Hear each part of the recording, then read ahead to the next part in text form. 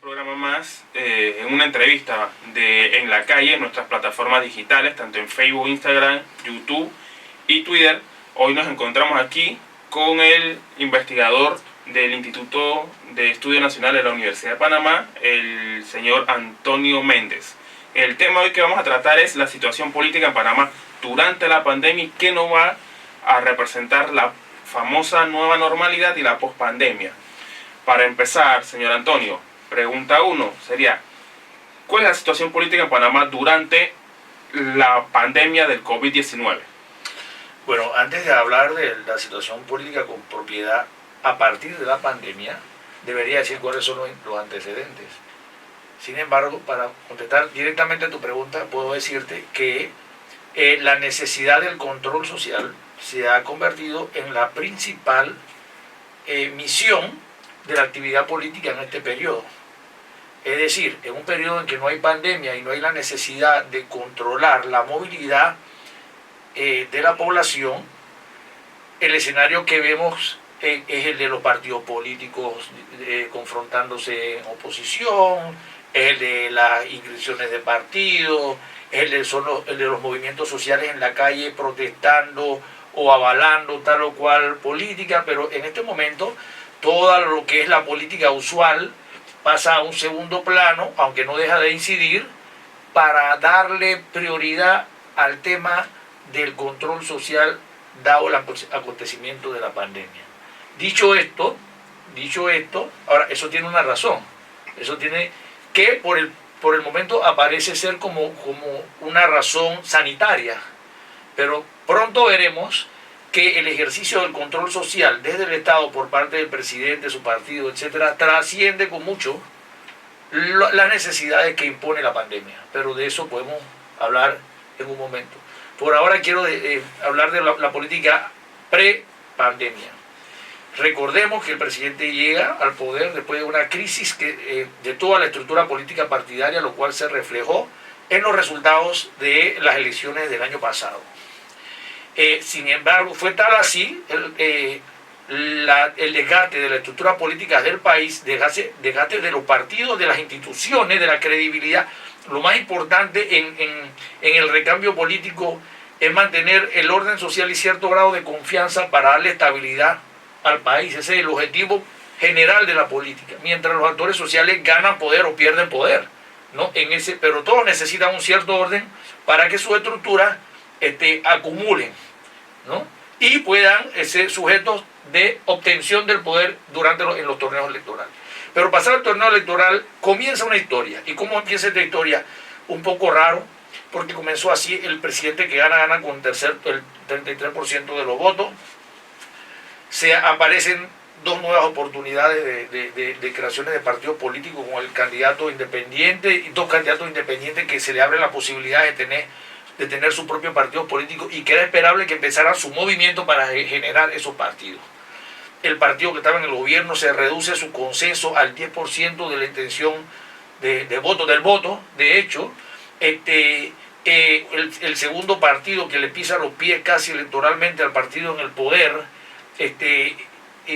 está desarticulado por dentro, se divide ahora y se producen dos liderazgos: el liderazgo del jefe formal del partido y el liderazgo del jefe histórico, el jefe real, el que gana los sentimientos y mueve a la gente y financia el partido previamente, en el caso del señor Martinelli, que progresivamente de ahí hasta acá se ha venido desgastando hasta tener que plantearse, abrirse de su partido.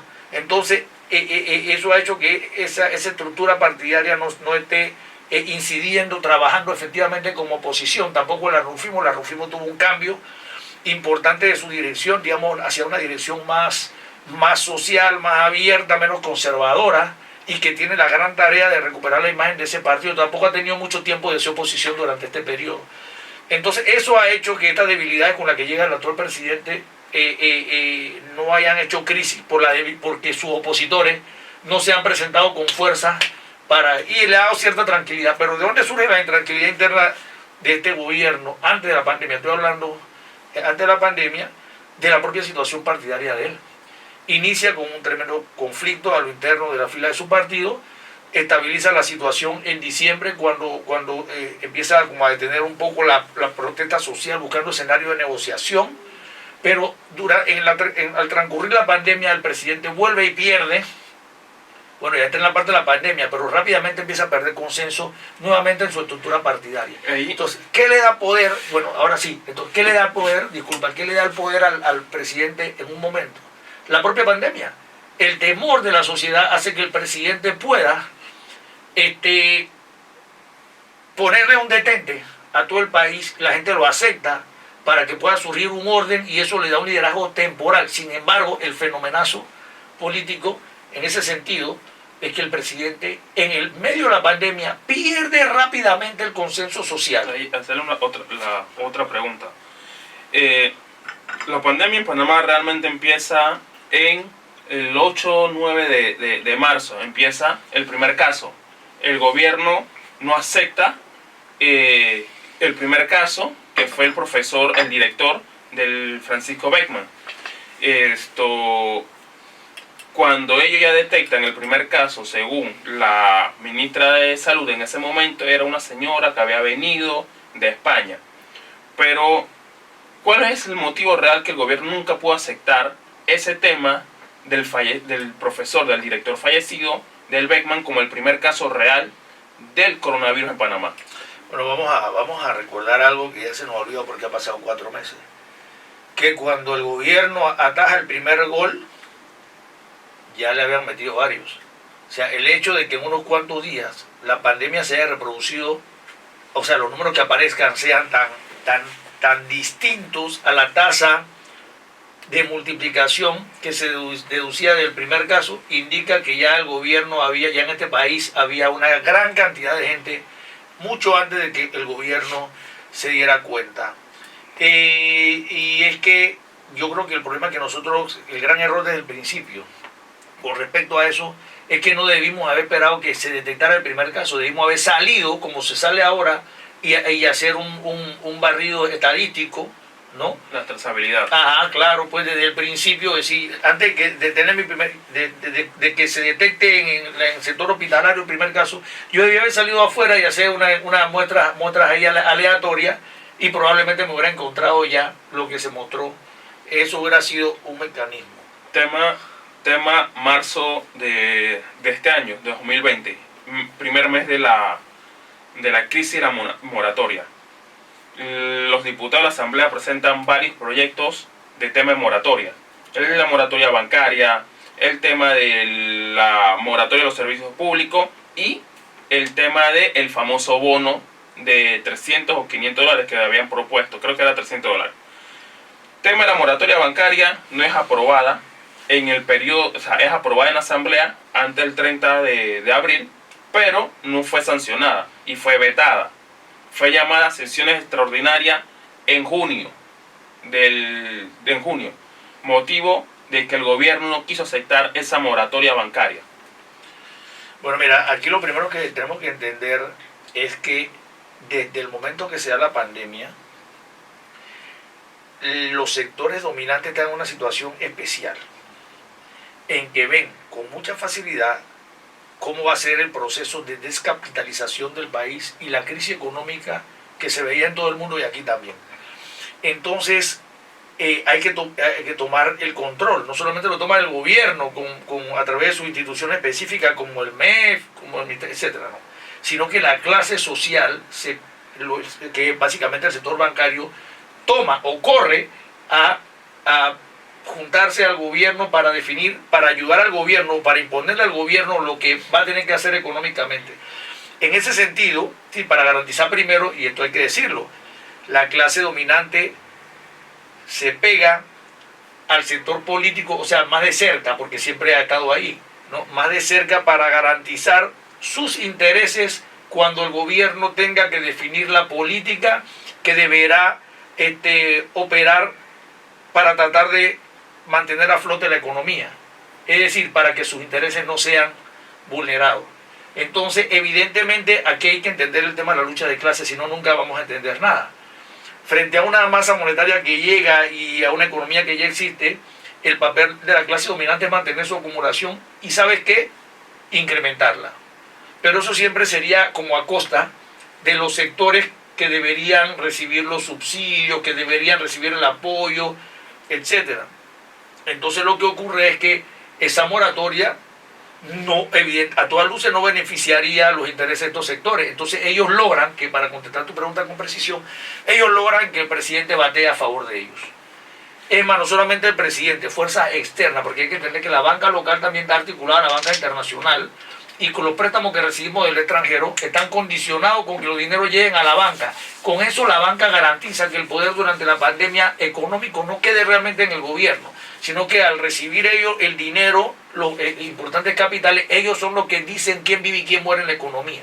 O sea, el gobierno le hace, en vez de hacer una transferencia masiva y en función de las condiciones sanitarias del país a la población, hace la transferencia al sector financiero para que en el resurgir económico o en el proceso de implementar las políticas que se definan, ellos sean quien dicen quién vive y quién muere. Este sector, si recibe o no este préstamo, no solamente a quién le dan los préstamos, sino en qué cantidades. Entonces lo que se trata, el sector financiero va a recuperar el control de la economía directamente del gobierno. El gobierno termina siendo un elemento, una estructura subalterna del sector financiero. Si no entendemos esto, no entendemos entonces, y cuando yo gobierno me refiero a todas sus instancias, el órgano legislativo, el órgano ejecutivo, hasta que esto fue tan grave, porque las necesidades sociales del país en contexto de pandemia son tan graves que obligan a que el gobierno tome el control y juegue un mayor papel de mediador. Es que acuérdate que el papel de los gobiernos es mediar, de los estados es mediar entre las clases sociales, lo llamado bonapartismo obligado del Estado. Entonces, ese bonapartismo, porque allá Luis Bonaparte, allá en el siglo XIX, él jugaba como evitaba las contradicciones en las clases al terminar la revolución o durante el proceso de la revolución francesa, la segunda revolución. Entonces jugaba un papel intermediador. Bueno, todos los estados son intermediadores. ¿Qué es lo que ocurría? Que dada la pandemia el estado tenía que empezar a jugar cada vez más un papel en favor de las masas, porque si pierde el control de la masa, la clase de arriba, como decía por ahí, si se mueven los de abajo, los de arriba se pueden caer. Entonces el estado contiene el flujo que tenía que darse de apoyo, subsidio hacia la clase dominante, lo condiciona y le da la administración a la banca, al sector financiero, quien además se le pega porque está súper atemorizado de que la situación social obligue a que los intereses de ellos sean sí, mermados. En el mes de abril, la población panameña a nivel nacional, esencialmente en la provincia de Panamá Oeste, en el distrito de San Miguelito, Colón, áreas de Panamá Este, Chiriquí, salieron a las calles a protestar porque no le tenían una ayuda real económica. Esto, hablando ahorita, lo que usted menciona sobre el tema de la ayuda no efectiva hacia la población, pero sí efectiva a la gran banca, hecho que la banca panameña hasta marzo del 2020 no tenía ni problema de depósito, tenía altos depósitos y no tenía problema de liquidez. Por ende, que podían afrontar los 2 o 3 primeros meses de esta crisis sin ninguna ayuda estatal o intervención del Estado, que es lo que se reniega es lo que reniega siempre el sector privado, no la intervención del Estado en sus negocios. Pero lo que quiero hacer, o que usted nos mencione como investigador social, porque el hecho de ese estallido, de esas movilizaciones sociales en estas provincias como Panamá Oeste, en el distrito de San Miguelito, en Panamá Este, el tema de Colón y Chiriquí. Bueno, lo primero que quiero decirte es que el gobierno, frente a su política deficiente, recibe su primer para atrás cuando empieza esta serie de protestas en las periferias y aún en los barrios pobres de adentro de las áreas urbanas de todo el país. O sea, el gobierno está resolviendo los problemas de la banca, viendo cómo se estabiliza el sector económico arriba, porque ese criterio el presidente lo ha dicho en todas partes y en todo momento. Él dice, esta es la estructura que controla el país económico, yo tengo que primero estabilizarla allá para poder trabajar hacia abajo, pero ha sido una pésima decisión, como prioridad, ¿no? Pero al surgir en un momento la protesta social que evidenciaba dos cosas, que era incapaz de lograr la cobertura que tenía que tener, que donde cubría era insuficiente, ¿no? Y detrás de todo eso, el hecho de que este país siempre ha tenido el problema de que no tiene estadística. Aquí nada está contabilizado. Y el gobierno, para establecer una logística en la distribución, tendría que saber dónde está cada quien. Y ese siempre ha sido un problema. Aquí el empresariado panameño siempre se ha ocupado de que en el país no se generen bases de datos suficientes y disponibles para tener que resolver problemas logísticos como este, o cualquier tipo de actividad programadora y planificadora requiere de una organización estadística tremenda. Esa falta de organización estadística en todo el país nos ha pasado una tremenda factura en este momento. O sea que el gobierno, además de su no voluntad de hacer una mayor distribución social de los fondos disponibles, de lo que se apropia para enfrentar la pandemia, además de eso, está que en términos reales tampoco lo puede hacer. Y eso nos va a llevar a una durísima crisis, que es el tema de fondo que yo quiero hablar como el tema político, que el tema de fondo es la pérdida evidente del control social dentro de poco tiempo por parte del gobierno, debido a que siguen sin tener la capacidad de distribución de los recursos, porque no tienen la información y la organización suficiente. 1. 2. Eso va a llevar, ya está pasando el tiempo, los hogares ya han consumido el poco combustible de reserva que tenía, monetario, ya ha habido una transferencia social de la riqueza de los pobres a los más pobres todavía, o sea, los familiares que han quedado, de los que tenían algo, el apoyo a los que no tienen nada. Eso como un combustible que tiene un límite. Ahora la gente va a salir a buscar lo suyo, y si el gobierno no lo puede resolver a la vuelta de la esquina, y más con la política que tiene, totalmente desacertada, vamos a tener una rebelión social. Acuérdate que el problema político esencial de la pandemia era mantener el control social. Bueno, eso, por distintas razones no se ha logrado, eso va a pasar. O sea, que va a fracasar en ese sentido. En ese sentido, el control social se da por medio de los estamentos de seguridad. Hemos visto que una de las provincias más controladas por los estamentos de seguridad, o sea, cuando digo controlada, es que han tratado de imponer su control por medio de la fuerza, ha sido Panamá Oeste.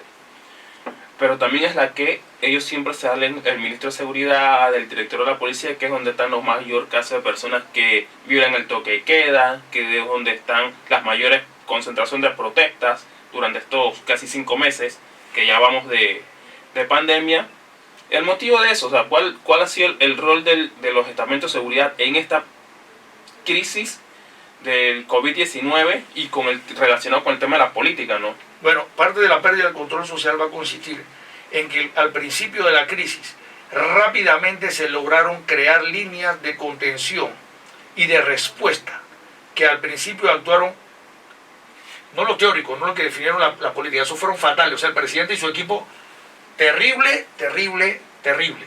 Pero hubieron un grupo de ciudadanos organizados en profesiones como todo el sector salud, todo el sector de seguridad, que tiene que ver con la policía, con los bomberos, con la Cruz Roja, gente que fueron héroes, los que apoyaron la lucha. Toda esa barrera de contención se han venido menguando, se han venido debilitando y se han venido enfermando.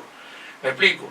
Entonces la policía, que era el principal estamento que acompañaba los sectores de salud a hacer los recorridos de los enfermos, que hacían los retenes, ellos con una planta, en Panamá hay más o menos 22.000, 23.000 personas en el sistema policial, de los cuales más o menos como 19.000 están disponibles para andar en calles, de los cuales en distintos turnos es difícil tener en el país activo más de 6.000, 7.000 policías a la vez. Entonces pero ellos con ese número tuvieron casi 1.000 casos de COVID y lo siguen teniendo. O sea, ellos están menguando. Entonces además la policía los rechaza porque ahí es donde falla el sistema de logístico. En los barrios donde falla tiene que ir policía, reprime, se transmite la represión en las redes sociales y la policía se está haciendo impopular, y haciéndose impopular se le baja la moral, y bajándose la moral entonces ellos flexibilizan su accionar, lo que están llamados a ejercer, y entonces la gente sale, o sea, empiezan a jugar un papel ineficiente y el problema sanitario se agrava. En este momento, agravado el sistema sanitario como va a ocurrir, sin que funcione el sistema de logística, menguándose las otras áreas de defensa, como el área de salud. El área de salud tú lo puedes ver también, tú vas a los hospitales, funciona para el COVID, pero para nada de lo demás funciona. O sea, el sistema de salud está en crisis, no está atendiendo los volúmenes de gente que tenía que atender. Se ha detenido. Entonces, escuela, educación, fatal. Ahí vamos a tener la deserción de por lo menos 7 niños. Ahí hacer otra pregunta sobre el tema de educación en Panamá, porque todo va ligado a las políticas públicas que ha impuesto el gobierno con su grupo de asesores, ¿no? El inicio de clase se dio después de alrededor de 4 meses de estar detenido, ¿no? Claro. De no aceptar primero el tema no aceptar el tema del Francisco Beckman, que decían que era tema de fibra de vidrio, problema de limpieza, pero que fue algo que sabemos que era el COVID-19 que ya había llegado a Panamá. La ministra le costó aceptar eso, al igual que la ministra de Salud. Pasamos a que se suspenden las clases, iban a entrar a un módulo semipresencial, virtual, cuestión que nunca funcionó, y detuvieron las clases. Ahora, el 20 de julio, empezó de nuevo el sistema modalidad a distancia del Ministerio de Educación. ¿Qué tan efectivo ha sido durante estas 3 primeras semanas y cómo se sienten los gremios de educadores y los jóvenes que están dando clase? Porque no es fácil dar clase con un celular vía Zoom, cuando en una casa, en una familia son 2 o 3 niños que tienen que dar clase en materias, en horas distintas, con años distintos que ellos están, ¿no? Bueno, ahí lo primero que tenemos que entender es que el sistema educativo panameño era esencialmente presencial, ¿no? En ese sistema presencial operaban prácticamente 3.390 escuelas públicas, 47.000 docentes, unos 850.000 estudiantes en todo el territorio nacional. El aula es un espacio de control en el que el docente le da seguimiento al aprendizaje y los avances y la problemática de sus estudiantes. Hay una puerta, hay un orden, hay una disciplina. El sistema no presencial o sistemas a distancia implica que el aula ahora es la casa, y la casa tiene su propia realidad, más una realidad además más problematizada por las condiciones del COVID. O sea, hay disputas internas, una serie de situaciones. Entonces ahora el aula de los niños es su propia casa, pero en el país siempre ha habido, los sistemas a distancia requieren de que los niños puedan poner atención y utilizan contenidos muy abreviados de currículum, o sea, se reduce la cantidad de información. Entonces resulta que esos niños que antes en el sistema podían ser calculados como 1 de cada 4 niños más o menos tenían déficit atencionales, allá en el contexto del hogar les es más difícil todavía al docente poder controlar y desesperan incluso a los padres. Entonces el sistema a distancia no estaba preparado para funcionar porque no había internet, que es lo que están pidiendo los grupos docentes. Es decir, no había estos mecanismos. Se tienen que establecer varios mecanismos de educación a distancia, que no solo la televisión, no solo la televisión, de la radio, del internet, de los celulares, y todo eso hace que el docente tenga que manejar una situación muy compleja. Es más, hasta este momento muchos niños no han podido ser, de los que se matricularon al principio, no han vuelto con el sistema a distancia. Síntesis, el sistema no estaba preparado, porque cuando llega el COVID, así como los países están en distintos niveles de desarrollo y tienen o no la capacidad de enfrentarlo con mayor o menor agilidad, Panamá ha demostrado de ser, a pesar de que ha vivido un periodo de auge, uno de los países que menos ha podido manejar su crisis. Y el sistema educativo dentro de los países, las instituciones tienen distintos grados también de organización. El Meduca estaba en una enorme crisis de la cual no había salido todavía el sistema presencial. Ahora imagínate tener que pasar de la noche a la mañana a un sistema a distancia. No estábamos para nada preparados. Se han hecho grandes esfuerzos, pero desde nuestra perspectiva era totalmente impertinente. Debimos haber sido honestos y decir, nosotros este año no podemos volver a la escuela, porque la vuelta va a significar el incremento de la inequidad, porque un número muy pequeño de jóvenes van a poder sobrevivir en las nuevas condiciones. Entonces, simplemente tenemos que haber aceptado que durante este año nos debimos haber preparado y ahora sí organizar el sistema de educación a distancia en caso de que continuara la crisis más allá, o sea, la pandemia más allá de este año. Y no lo hicimos. Entonces se está sintiendo toda la improvisación y no podía ser de otra manera, porque vamos a llamar improvisación como el hecho de tener que responder a un problema de la noche a la mañana y no teníamos tiempo para hacerlo. Así que en este momento, según la información que nosotros tenemos, el sistema es un caos. Siempre habrá gente, siempre habrá ejemplos de gente que sí lo puede aprovechar, que tiene las condiciones en su casa, que tiene su computadora, que su papá es tan consciente que tienen que nos acompañe y todo lo demás. Pero la situación es crítica y en ese espacio el país no tenía prácticamente mucho que hacer. Otra, para ir terminando los últimos 5 minutos de entrevista, empezó el segundo periodo de la Asamblea Nacional. Empieza con un proyecto de ley que ya es ley de la República, que fue sancionada ayer lunes, salió en Gaceta Oficial, la reforma del Código de Trabajo.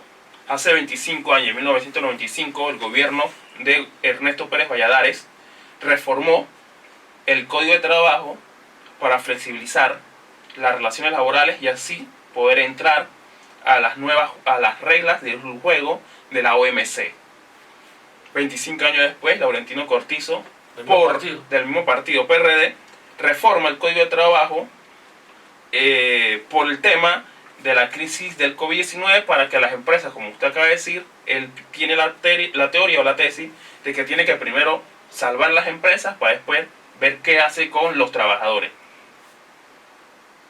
Extienden los periodos de suspensión de trabajo, de los contratos de trabajo, hasta el 31 de diciembre, igual que el tema de la moratoria, que así media enredada, hasta el 31 de diciembre. Pensando yo que la crisis económica, con el año 2021, que a la medianoche del 2021, entrando en 2021, se va la crisis. ¿Cuál es el hecho político o cuál va a ser la situación política de esta reforma del Código de Trabajo y el proyecto de ley que presentó el ministro de Comercio e Industria con el proyecto del EMA, que le permita a esas empresas multinacionales traer profesionales extranjeros a trabajar en esas nuevas o en esas zonas económicas, esas nuevas zonas económicas que van a crear?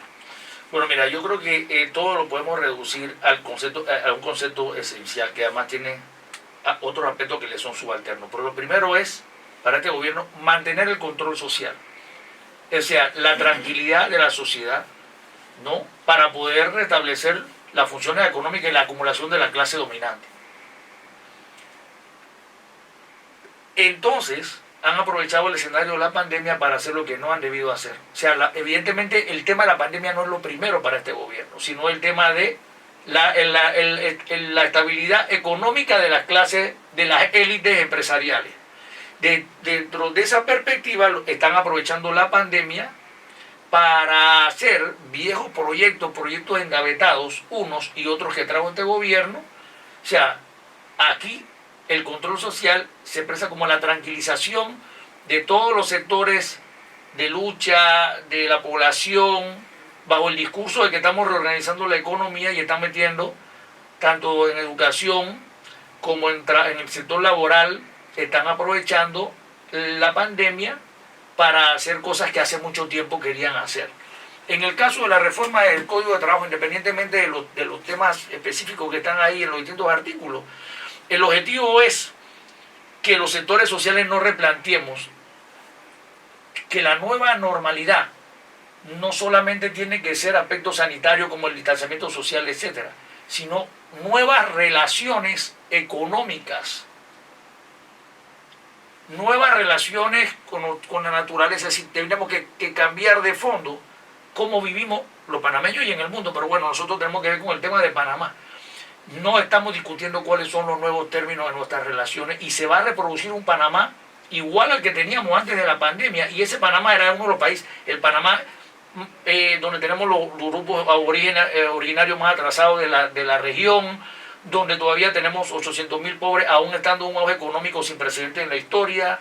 Es el Panamá, es el séptimo país más desigual del mundo, es el Panamá. Entonces, ¿qué es lo que nosotros estamos? Este gobierno está haciendo un plan para volver a ser el Panamá que éramos antes de la pandemia y por lo tanto ese Panamá débil que fue especialmente vulnerable a la pandemia. Entonces, la fórmula del gobierno en este momento y el principal tema de esta intervención es mantener el control social, que es precisamente lo que van a perder, porque lo están haciendo todo tan mal que, y aquí es donde esto no podemos irnos sin decir, o sea, yo vaticino una pérdida del control social en función de que no se ha generado la política correcta.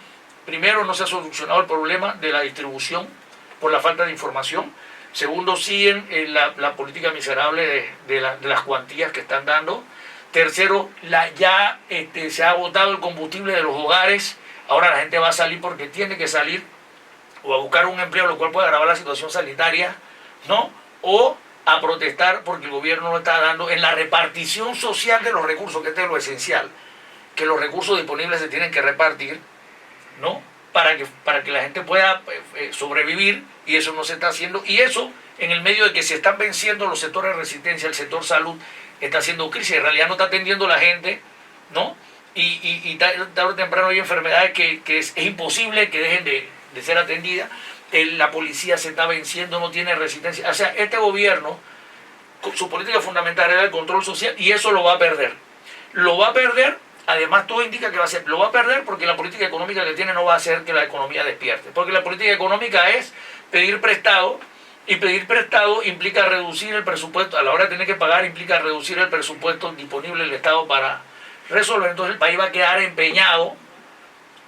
O sea, vamos a quedar nosotros con la deuda, los bancos con la plata, los bancos van a decidir a quién le dan, quién vive y quién muere.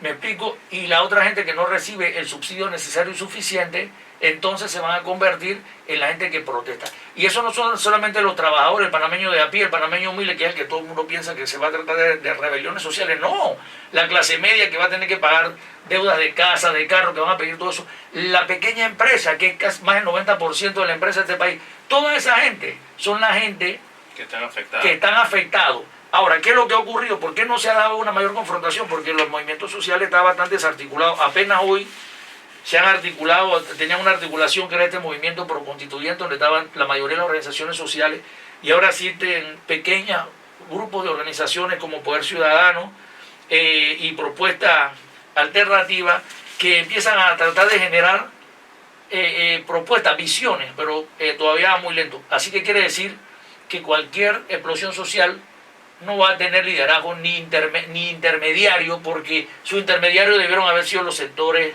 organizados del movimiento popular.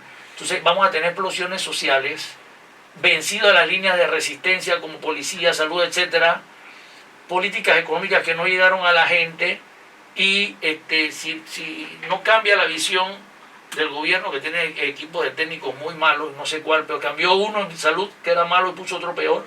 Bueno, en el tema de salud pudimos ver que el mes de julio fue el más fatal.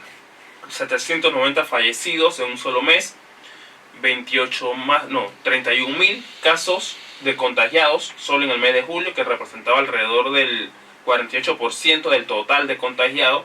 Y hemos visto que el mes de agosto ha iniciado por el mismo camino. Bueno, agradecerles su intervención, que haya asistido.